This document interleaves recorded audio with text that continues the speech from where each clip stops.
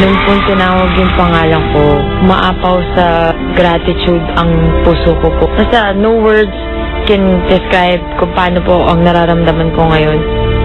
Being, again po sa last 3 po, if it's meant to be, nandito po ako, then it is po. Kung hindi po, di hindi po, di yan. Mickey! Yun, tinawag ko ulit po ni Tony yung pangalan po. Naging masaya po ako. Wag! Kagi kayo mo. Galingan mo. Galingan mo.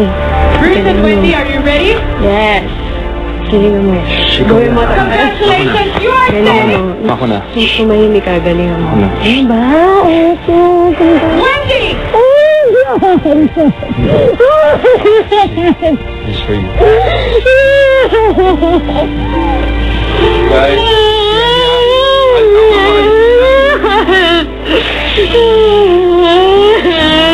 Kaya G. Alala yung kwenta.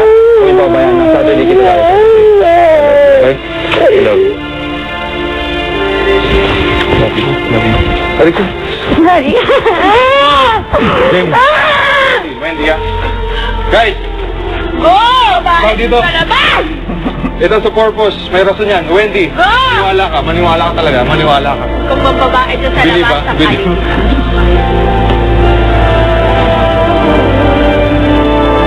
Pagdilala.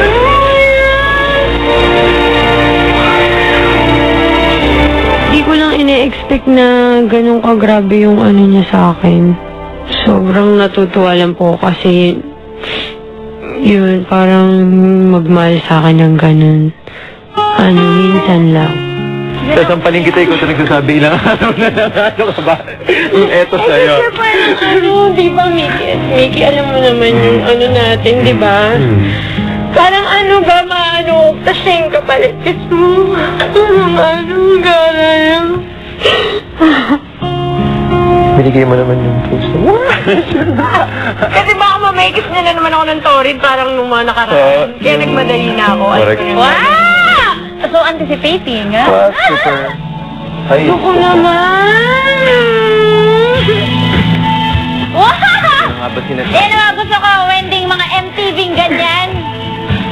Yan. 23 days. Stop na!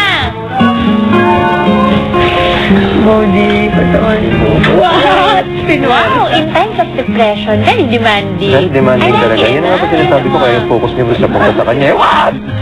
Ano? Positive outlook mo. Correct, positive yan. What?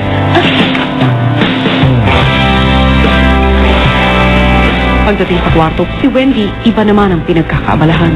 What? So, ayan. Ginawa mong patay! Ano to, burol? Ayoko na mga hindi. Okay. Tama ba naman tirikan ng kandila ang picture ni Bruce?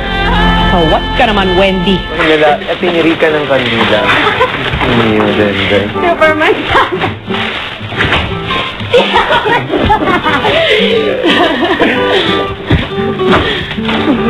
Takot. Kasi hindi Ang kindi. lukaret moments yun eh.